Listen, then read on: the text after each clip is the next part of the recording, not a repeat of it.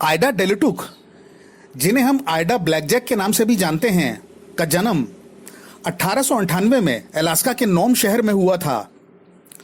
वो वैसे तो इनुइट जाति की थीं, लेकिन उन्हें चर्च वालों ने पाला था और उसे औरतों वाले काम सिखाए गए थे, जैसे सिलाई और खाना बनाना। उन्हें अंग्रेजी बोलना भी आता था। जब आइडा 16 साल की थीं, तो उन्होंने एक हस्की कुत्ते पालने वाले जैक ब्लैकजैक नाम के एक आदमी से शादी कर ली। उनके 3 बच्चे हुए, लेकिन सिर्फ एक ही बच पाया था।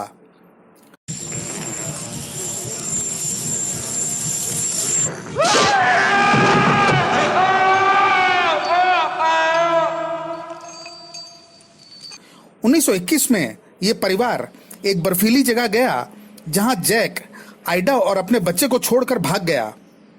आइडा के पास पैदल वापस आने के अलावा कोई चारा नहीं था। वो अपने 5 साल के बेटे के साथ नोम की तरफ चल पड़ी। रास्ते में जब उसका बेटा थक गया, तो आइडा ने उसे उठाकर लगभग 40 मील का सफर तय किया और आखिरकार नोम पहुंच गई। उसका लड़का कमजोर था और उसे टीबी हो गया था।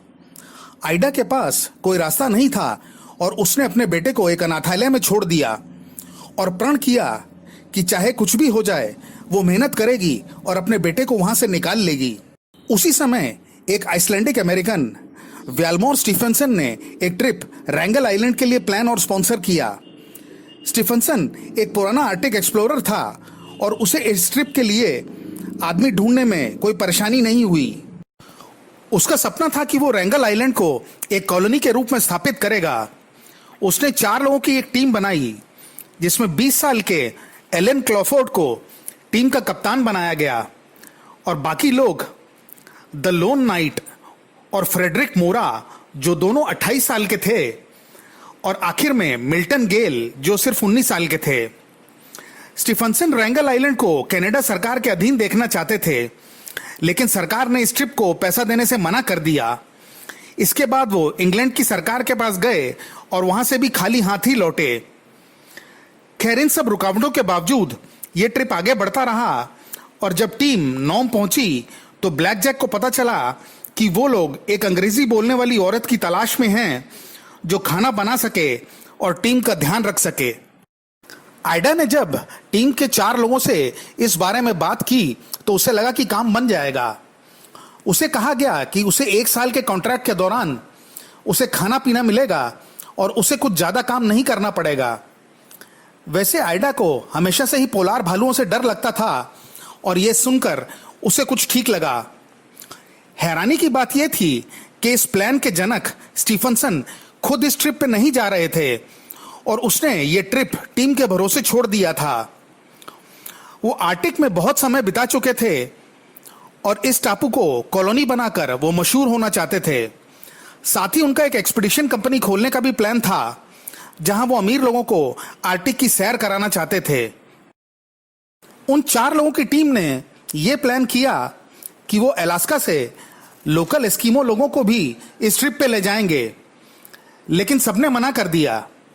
ये देख आइडा को लगा कि वो अकेली इन 4 लोगों के साथ कैसे जाएगी।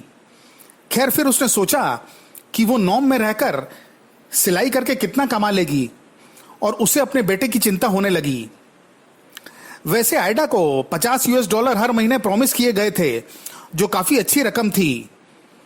9 सितंबर 1921 को 23 साल की शर्मीली और थोड़ी डरी हुई आइडा उन 4 लोगों के साथ रैंगल आइलैंड के सफर पर निकल पड़ी। 16 सितंबर 1921 को वो लोग रैंगल आइलैंड पहुंच गए और जैसा स्टीफनसन ने उन्हें कहा था, उन्होंने वहां इंग्लैंड का झंडा लगा दिया। हालांकि रैंगल आइलैंड पे रूस अपना स्वामित्व जता रहा था। टीम को छोड़ के जहाज वापस चला गया। ये टीम उतनी अनुभवी नहीं थी और उनके कुत्ते भी यात्रा के दौरान कमजोर पड़ गए थे। टीम ने देखा कि वो लोग जो खाने का सामान साथ लाए थे, वो भी खराब हो चुका था। लेकिन फिर भी टीम पॉजिटिव थी, क्योंकि स्टीफनसन ने उन्हें कहा था कि टापू पर जरूरत से ज्यादा जानवर रहते हैं और उन्हें भूखे नहीं रहना पड़ेगा। आइडा ने कुछ ही दिनों में ये जान लिया कि ये टापू पोलार भालुओं से पटा पड़ा है और इसके साथ ही उसे घर की याद भी सताने लगी। तो उसे आर्टिक हिस्टीरिया नाम की एक बीमारी हो गई। पहले कुछ महीने आइडा काफी इमोशनल थी और टीम के कप्तान क्रॉफर्ड के प्रति उसके दिल में प्यार ने जन्म ले लिया, जिससे टीम की परेशानी बढ़ गई। वो अक्सर कैंप छोड़ के चली जाती और टीम को खुद ही खाना बनाना पड़ता। ये कोई बड़ी बात नहीं थी, लेकिन टीम को उसकी जरूरत गर्म कपड़े सिलने के लिए थी, नहीं तो वो लोग सर्दी में मर जाते। ज्यादा जगह कवर करने के लिए टीम ने अपने अलग अलग तंबू टापू के विभिन्न जगहों पर लगा दिए। इससे यह भी फायदा हुआ कि आइडा क्रॉफर्ड से दूर हो गई, लेकिन इसके बावजूद आइडा उस बर्फ में 15 मील चलकर क्रॉफर्ड के तंबू में पहुंच जाती और उसे वापस भगाना पड़ता। तापमान 0 से 30 डिग्री कम था और आर्टिक की रात चल रही थी और सूरज का हफ्तों तक पता नहीं चलता था। टीम के पास कोई काम नहीं था तो वो अपने टेंट में ही रहते थे, लेकिन आइडा का व्यवहार टीम के लिए मुसीबत बनता जा रहा था। टीम ने उससे कहा कि अगर उसका व्यवहार नहीं बदला तो वो लोग उसे रात को बाहर सुला देंगे। इसके बाद आइडा ने अपने आप को सुधारा और बहुत ही अच्छे तरीके से काम करने लगी और उसकी बीमारी भी ठीक होने लगी। गर्मियों के आते ही बर्फ पिघलने लगी और टापू पे बहुत से जीव दिखने लगे। लेकिन गर्मियां भी खत्म हो गईं और जैसा कि टीम को प्रॉमिस किया गया था कि एक जहाज उन्हें लेने आएगा, लेकिन टेडी बियर नाम का वो जहाज बर्फ में फंस गया और काफी कोशिश के बाद भी वो टापू तक नहीं पहुंच सके और टीम को 1 साल का और इंतजार करना पड़ा। जैसे जैसे सर्दियां आई तो टीम को पता चल गया कि उन्हें लेने कोई जहाज नहीं आ सकता और बर्फ के बढ़ते ही जानवर भी गायब होने लगे और टीम का खाना खत्म होने लगा। जनवरी 1923 के आते तक टीम भूखमरी के कगार पे आ चुकी थी और 28 वर्षीय नाइट को स्कर्वी हो चुका था और दिन प्रतिदिन उसकी स्थिति खराब हो रही थी। 29 जनवरी को क्रॉफर्ड, गेल और मोरा ने यह फैसला किया कि वो 700 मील की चूची सी को स्की करके क्रॉस कर लेंगे और मदद ढूंढ कर लाएंगे। तब तक आइडा नाइट की देखभाल करेगी। क्रॉफर्ड, गेल और मोरा को दोबारा कभी नहीं देखा गया और उन लोगों की मौत हो गई। इधर आइडा नाइट की देखभाल करती रही, लेकिन एक समस्या थी कि उसे अपने और नाइट के लिए खाने का भी प्रबंध करना था, तो वो एक नर्स और कुक के अलावा एक शिकारी भी बन गई।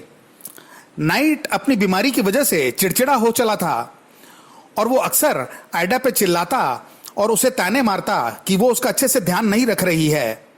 आइडा दिनों तक रोती रही और उसने अपनी डायरी में लिखा है कि नाइट को पता नहीं कि एक औरत 4 मर्दों का काम कर रही है। उन दोनों को गर्म रखने के लिए लकड़ी काटने से शिकार, उसकी देखभाल और अंत में उसका मल बाहर फेंकने जाना कितना कठिन होता है। वैसे आइडा ने जल्दी इन चीजों से अपना दिमाग हटाया और वो लोमड़ियों और पोलार बियर को हंट करने लगी। उसने अपने तंबू के दरवाजे पे बड़े बॉक्सेस रख दिए और उसमें वो गोलियां और हथियार रखने लगी और उसने अपने बिस्तर के ऊपर एक गन रैक भी बनाया ताकि पोलार भालू के हमलों के दौरान उसके पास बंदूक रहे। नाइट के 6 महीने तक देखभाल करने के बाद उसकी मौत हो गई। आइडा ने 23 जून की उसकी मौत की एंट्री की और उसने नाइट को उसके स्लीपिंग बैग में ही बंद कर दिया और उसे लकड़ी के एक डब्बे में डाल दिया। वो अपने टीम मेंबर को दफनाने की हिम्मत नहीं जुटा पा रही थी। लाश की बदबू से बचने के लिए वो स्टोरेज टेंट में जाकर रहने लगी और उसने लकड़ियों से उसे सहारा दिया ताकि वो खड़ा रह सके। आइडा को इस बात का पता नहीं था कि स्टीफनसन ने टीम को कहा है कि एक जहाज उन्हें लेने आएगा। वो धीरे धीरे अपने दिन काटने लगी और अपनी डायरी में लिखा कि वो अपने बेटे से मिलने के लिए जिंदा है। जब वो थोड़ी सी फुर्सत पाती तो वो टीम के साथ लाए हुए कैमरों से कैंप और अपनी फोटो भी लेती। आखिरकार 10 अगस्त 1923 को लगभग 2 साल रैंगल आइलैंड पर बिताने के बाद आइडा को बचा लिया गया। उसने मुस्कुराते हुए बचाव टीम का स्वागत किया और टीम ने यह देखा कि आइडा उस माहौल में काफी घुल मिल गई थी और वो अकेले वहां काफी और समय रह सकती थी। उसकी दृढ़ इच्छा शक्ति और टीम के बाकी लोगों की कहानी जल्द ही कनाडा और अमेरिका में फैल गई। शर्मीली आइडा ने पेपर में अपने बारे में इतना कुछ लिखे जाने पे ध्यान नहीं दिया। कुछ पेपर्स ने उसे महिला रॉबिन्सन क्रूजो की उपाधि भी दे डाली। आइडा को अपने 2 साल की पेमेंट मिली हालांकि वो थोड़ी कम थी, लेकिन उसने 2 साल में जानवरों की खाल से बनाए गए कपड़े भी बेचे और आखिर वो अपने बेटे बेनेट से मिली।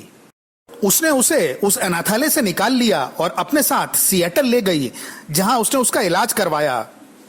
आइडा ने दूसरी शादी कर ली और उससे उसका एक और लड़का बिली हुआ और उसने सिएटल छोड़ दिया और वापस अलास्का चली गई। आइडा के बाद का जीवन बेहद गरीबी और बदहाली में बीता। उस पर लिखी गई किताबों और आर्टिकल्स का उसे कोई पैसा नहीं मिला और उस पर कुछ लोगों ने यह भी इल्जाम लगाया कि उसने नाइट का अच्छी तरह से ध्यान नहीं रखा। यह झूठ 2 लोगों ने फैलाया। एक था स्टीफनसन और दूसरा उसका दोस्त नॉइस, जिसके जहाज ने आइडा को बचाया था। वैसे उन लोगों ने इस घटना से खूब पैसा कमाया। लोग वैसे स्टीफनसन से नफरत करने लगे और उस पर भी एक अनुभवहीन टीम को ट्रिप पे भेजने का इल्जाम लगाया और उसकी रेपुटेशन एकदम बर्बाद हो गई। आइडा के लड़के बेनेट की मृत्यु 1975 में दिल का दौरा पड़ने से हो गई। आइडा की मौत 29 मई 1983 को हुई और उसे बेनेट के बाजू में दफना दिया गया। दोस्तों, ये घटना उस समय की है जब एक गरीब औरत का पति उसे छोड़ जाता है और पैसे की कमी की वजह से वो अपने बच्चे को अनाथालय में छोड़ देती है और उसके बाद वो एक ऐसे ट्रिप पे जाती है जो उसका जीवन ही बदल देता है।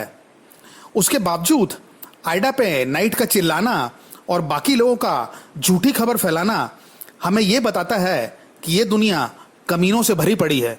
धन्यवाद। तो दोस्तों, ये था आज का हमारा वीडियो। आशा करते हैं आपको ये वीडियो पसंद आया होगा। अगर हाँ, तो प्लीज इस वीडियो को लाइक करें और इसे अपने फैमिली और फ्रेंड्स के साथ शेयर करें। और अगर आप हमारे चैनल पे पहली बार आए हैं तो चैनल को सब्सक्राइब जरूर करें और साथ ही साथ बेल आइकन को भी दबाना ना भूलें, ताकि आपको हमारे अगले वीडियोस का नोटिफिकेशन मिल सके। तो चलिए, आज के लिए बस इतना ही। मिलते हैं अगले वीडियो में कुछ इंटरेस्टिंग फैक्ट्स के साथ। नमस्कार।